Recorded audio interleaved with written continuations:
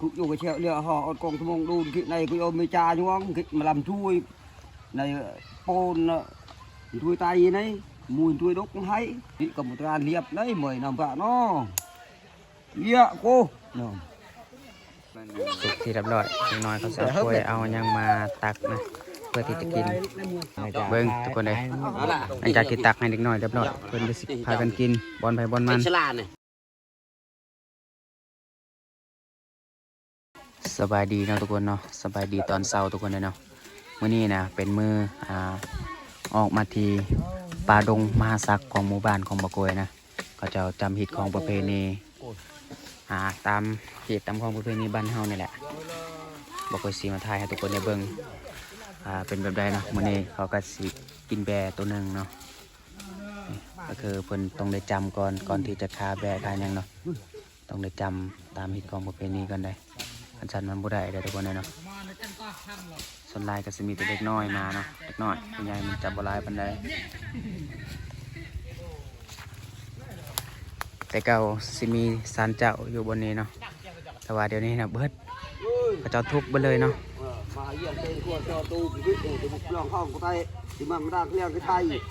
เป็นหิดคองแปลกๆเนาะหิดคองที่สืบทอดกันมาแต่โดนเนาะทุกคนเนาะต้องได้เฮ็ดบ่เฮ็ดก็บ่ได้ก่อนสิจัดบุญบ้านก็ต้องได้มาออกที่ป่ามหาศักดิ์นี่ก่อนเนาะก่อนจะเฮ็ดบุญบ้านเนาะมาแต่เขาเกี่ยตูมาค่ะยังรวมตัวได้ตีลูกทุ่งก็ได้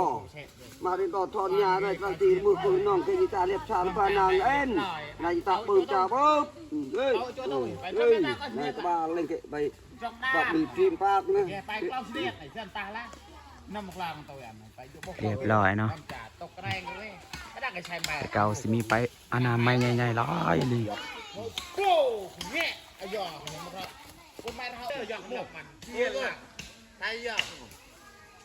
ป่ามหาศักดิ์ของหมู่บ้านเลยทุกคน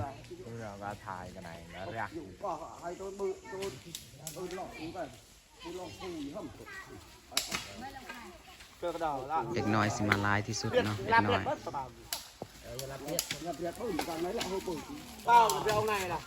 ทุกๆปีก่อนสิจัดบุญบ้านมันต้องได้ออกมาจำพีอยู่ป่ามหาศักดิ์นี่ก่อนเนาะ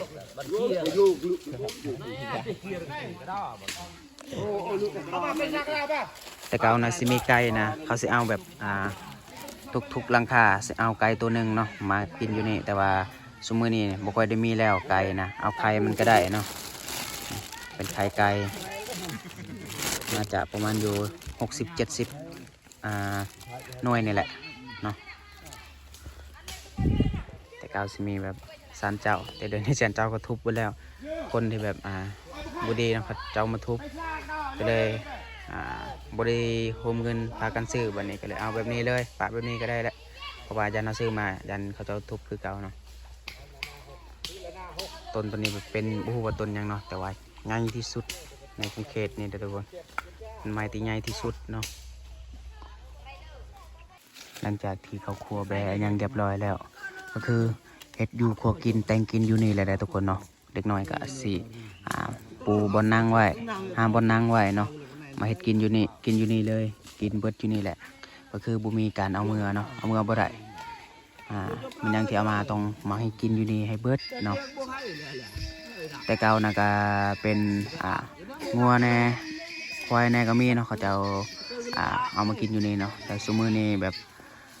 เงินคำมันหายากทุกคนเลยเนาะเขาเจ้าก็เลยเอาแบก็ได้เนาะแล้วแต่หมู่บ้านเขามีเนาะอากาศอ้อมหอกทุกคนถ้าผู้เดียวก็คือโบกล้ามาได้โบกล้ามาได้แถวนี้เนาะผู้เดียวเป็นตาญาติ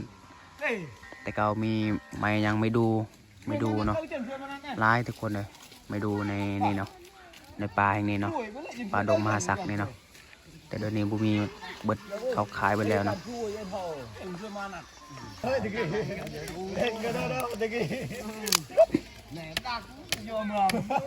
การดังไฟที่จะเห็ดอยู่ก็กินตรงนี้เนาะ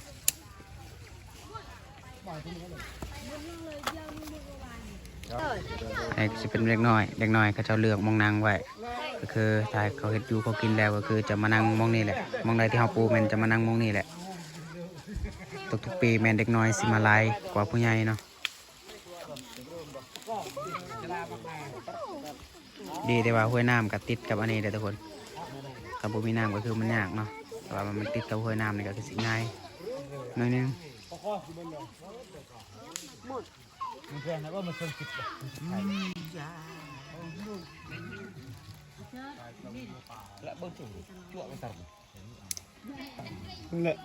ไปได้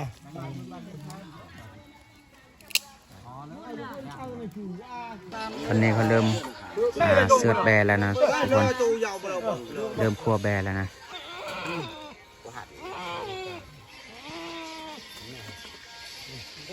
บรรยากาศทุกคนเนาะคนก็เริ่มมาลายแล้วตอนนี้นะเขาเสร็จเลือดแป้งเพิ่นว่าสกินเลือดแป้งเนาะไฟก็ลุกเป็นทีเรียบร้อยแล้ว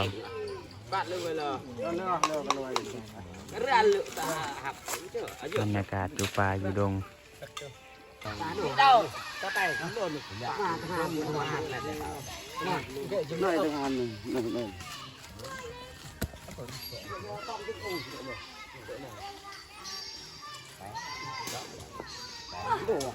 คั่วแบร์แล้วนะตอนนี้นะ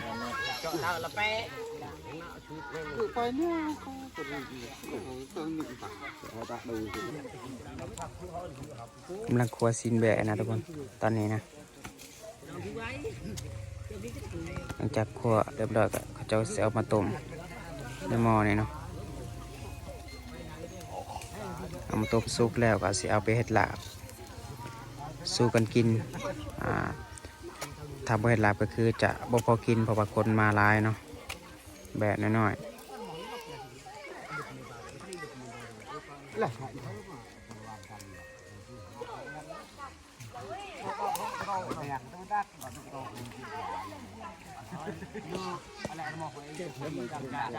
ปรุงซีนแบะมาพอดีเรียบร้อยแล้วนะสุกแล้วนะทุกคน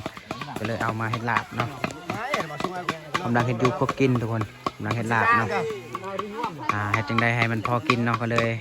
เฮ็ดลาบนี่แหละเพราะว่ามันมีหลายคู่หลายคนมีเด็กน้อยหลายที่มาเนาะก็เลยต้องได้เฮ็ดให้มันพอกันกินเนาะกินให้เพียงพอเนาะต้องเฮ็ดลาบนี่แหละสิ่งที่เฮ็ดให้หลายมันทำเฮ็ดอย่างอื่นมันสิน้อยนึงเนาะแต่ว่าเอาเฮ็ดลาบนี่มันหลายทุกคนเลยเนาะ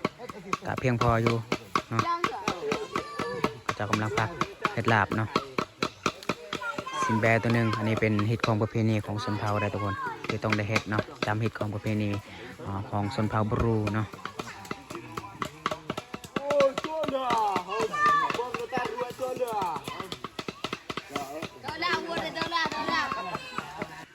บอกกล้วยมาแต่กินน้ำนะทุกคนเพราะว่าบ่ได้เอาน้ำมาแต่บ้านเนาะก็เลยต้องได้กินน้ำตัวนี้เลยเพราะว่าเมื่อวานเราก็กินน้ำตัวนี้อยู่แล้วเนาะ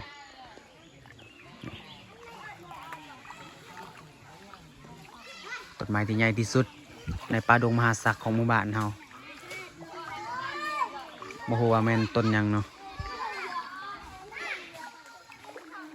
เรียบร้อยแล้วนะทุกคนเขาพักซีนแบร์เรียบร้อยแล้วนะ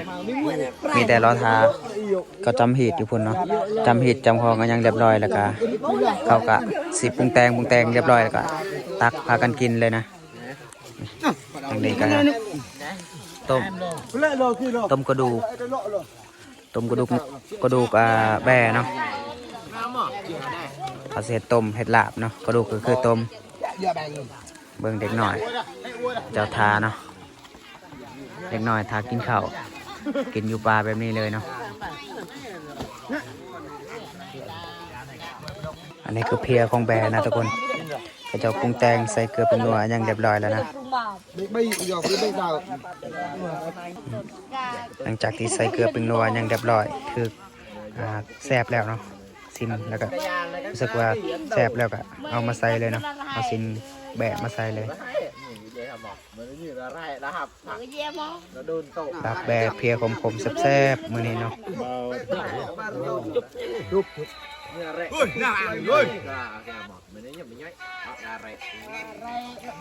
ตอนนี้ก็คือจะไปจ ตามฮิตของประเพณีของหมู่บ้านเท่านั้นทุกคนก่อนที่จะกินซีนแบ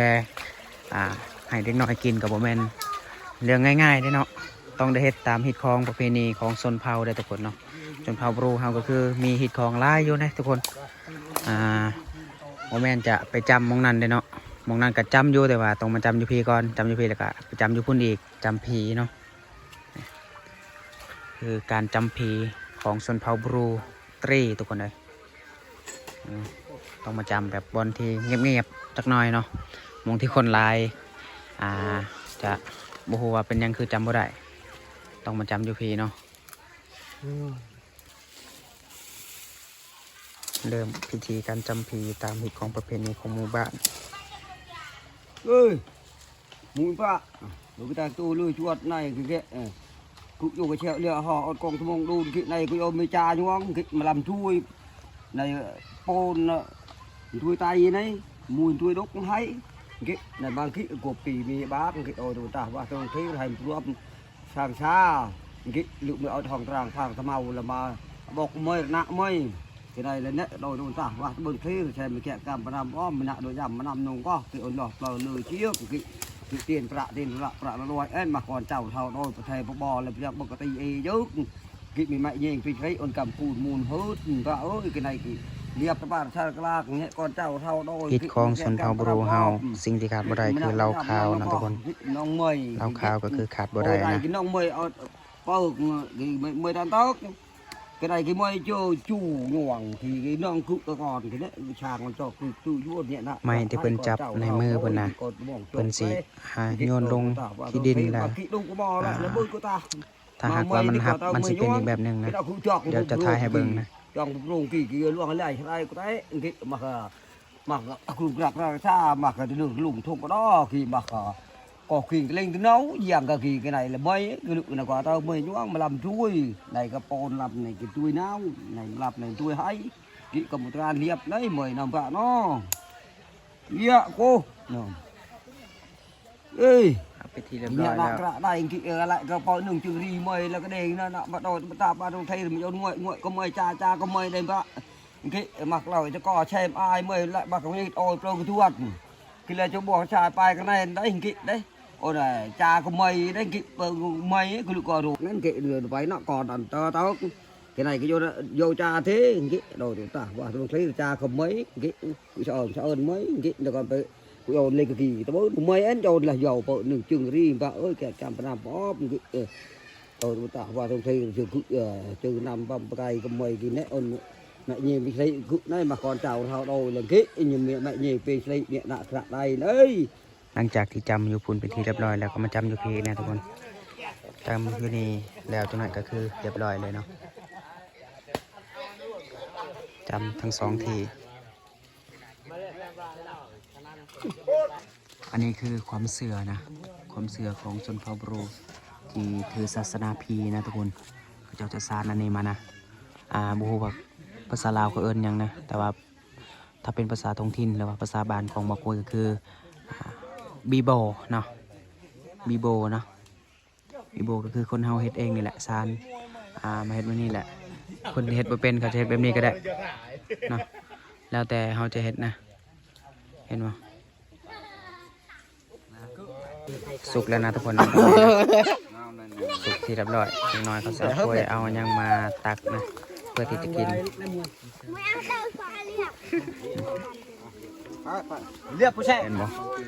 ตักต้มกระดูกแบะน้อยลายขนาด แม่งนอนพ่อใหญ่กับบ้าน thầy nhà tôi đi cầm đằng ao đây đây đâu sao rồi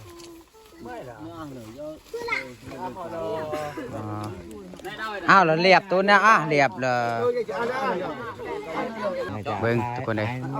หลังจากที่ตักให้เด็กน้อยเรียบร้อยเพิ่นจะพากันกินบอลไผ่บอลมัน ฉลาดเนี่ยขนาด เนาะ ไม่ได้กู จุดไผ่จุดมันกุมไผ่กุมมัน เอาดิ เชิญฉลาดเนี่ยเว้ยเริ่มฉลาดเนี่ยเอ้า อันนี้ก็คือบอลผู้ใหญ่จานได้เลยแล้วเจอเลย ไงปักปักเลยจุดติดบันทึกเหลือไปเลย มาทุกคนเลยกินข้าวกัน này มา ให้เรียบเมื่อกี้ ไหนเรียบมาหามเนี่ย này này อ้าว Đâu cái này. Ở về đây, cái này chọn lẹ. Chọn tăng ăn đấy chẳng được. แหละในเรียกมาหามเลยนะโดย Này chọn đùi này. Ảo thế nào? โต้ต้องเท้าเลยมาทุกคนเลยมากินข้าวนำกันนี่ลาบยังเป็นตักตุ่มอยู่นี่แหละเอาเบิ่มเด้อกินข้าวเด้อ Mà đưa vào đưa. Đâu cái này.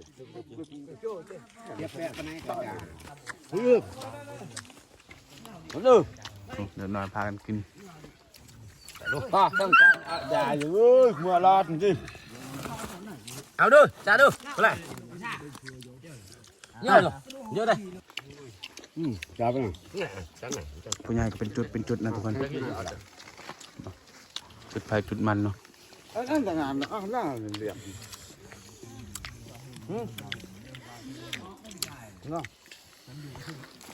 นี่นะทุกคนสพามาเบิ่งเล็กน้อยกินก่อนบอกกดกินอิ่มแล้วก็สพามาเบิ่งเล็กน้อยกินพากันกินข้าวตามขี้ดินกินแบบง่ายๆเนาะหลังจากที่กินแล้วบริไม่น้ำเลยทุกคนเราไปกินน้ำอยู่คุณอยู่เทิงคุณเนาะน้ำคือไปกินน้ำอยู่คุณแหละหลังจากที่กินแล้วอิ่มไปแล้วก็พากันกลับนะทุกคนเมื่อเฮือนไปเฮือนมันวันนี้เนาะปีละเทื่อได้ประมาณว่าปี1 2 3เทื่อบ่มีเลยเนาะปีละเทื่อปีหน้าจึงกินอีกเนาะ ไปแล้ว ประมาณนี้แหล้วทุกคนเลยเนาะคลิปการกินข้าวอยู่ป่าดงมหาศักดิ์จำหิดของประเพณีของหมู่บ้านสนเผาบรูเนาะบุกไปก็จะได้จบคลิปเนาะขอบคุณทุกคนเข้ามาติดตามรับชมเบิ่งจนต้นจนจบเด้อเนาะจบคลิปก่อนพี่น้องเอ้ย